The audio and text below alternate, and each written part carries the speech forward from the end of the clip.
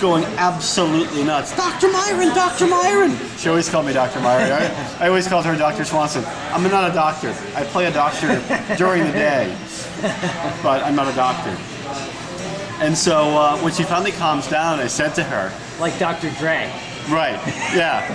So after not seeing her for 10 months, the first thing I said to her was, I'm sorry, Dr. Swanson, have I kept you waiting long?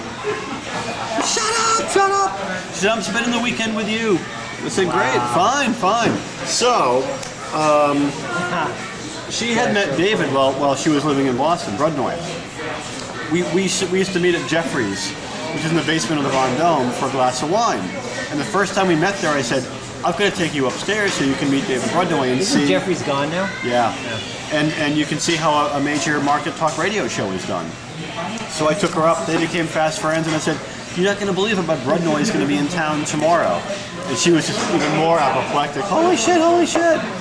So she took the train back to Portland, a 4-hour train ride. She happened to be in Seattle just for the day. She'd taken a day off from work and was just hanging around. So she went back to Seattle, back to Portland, and said, I'm coming back, and I'm coming back with my sister. And we'll hang out, we'll have a great time.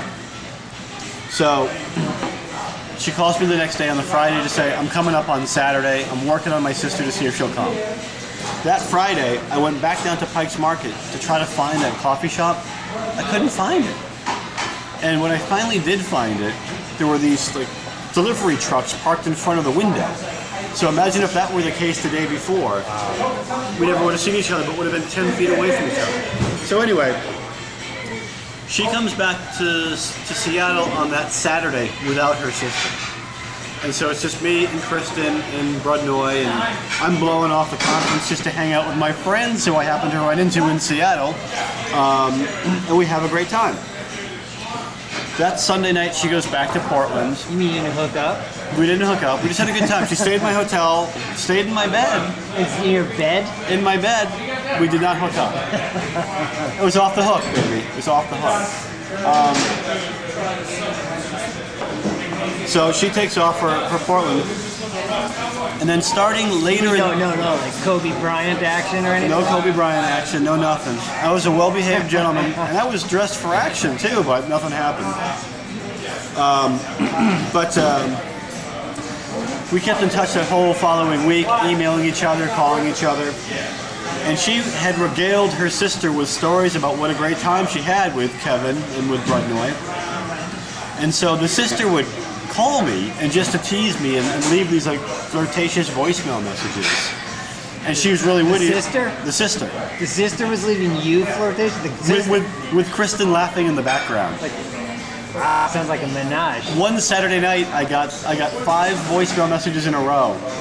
And I called Melody, her name is Melody, and I called Melody back and I said, what, did I pay for some kind of service? Is this a subscription? What is this? Right, sexy voicemail messages. Right. While you wait. Melody and I start emailing and talking, and I can see that all the intelligence, not all of it, but a good part of Kristen's wit and intelligence comes from her older sister, Melody. She's the source. And Melody and I just start hitting it off with great emails back and forth and great phone conversations.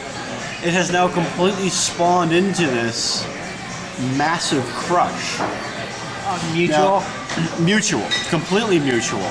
I'll go into it further, but I had sent Kristen some photos from Seattle so that Melody could see what I looked like, and she thought I was cute and blah, blah, blah. Oh, you had never met her?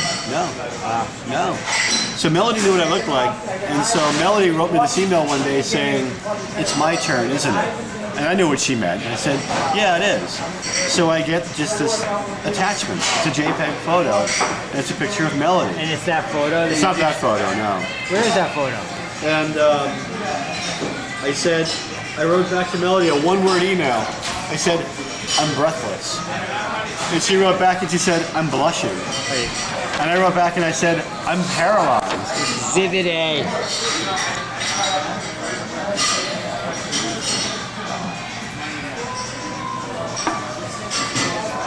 So. Wait, well, does your sister look that good? They're half sisters. Oh, but does she look that good? Kristen's attractive. Kristen has very short, Careful what you say now. blonde hair. Kristen's very attractive, You want very to keep cute. your options open here. Go on. Kristen's 27, Melody's 35. Ow, ow, ow. But no, Melody and I are having a connection that Kristen and I never had. We connected. But it sounds like We it were was more good friends. on a friendly level. Platonic, very platonic. But with Melody, there's something else there. And to the point now where we're definitely very attracted and intrigued by each other. And I've invited Melody to come to Boston. And I'm paying for her ticket. And she's coming April 22nd and spending a 4.5-day weekend with me. Oh, if you guys want to go out to Jacob Worth some afternoon, that would be fun.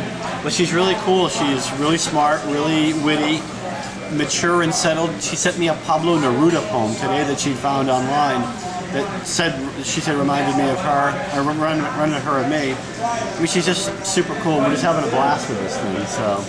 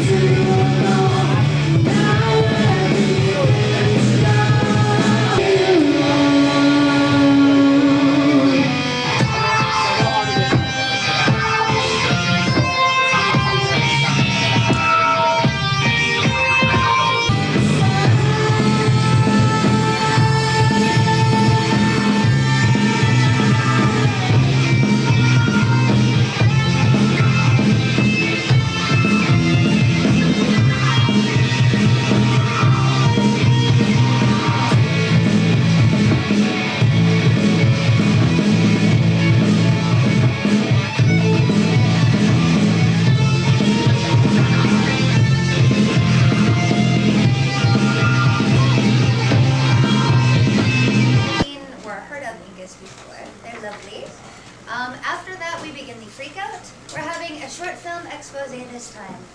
Films by Anthony Magnetta. Blue and Beth are going to be shown, and Jeff Mission from Red Tail should be here later too. It's going to be fun. And I know the question that's on all of your minds is, when are the floggings going to begin? Okay, after 2. Especially me, Harmony. Woo! Excellent. Love to. Well, there's floggings and massages. We don't just beat you up, we heal you too. So there are people that are performing Reiki, various forms of massage therapy, and various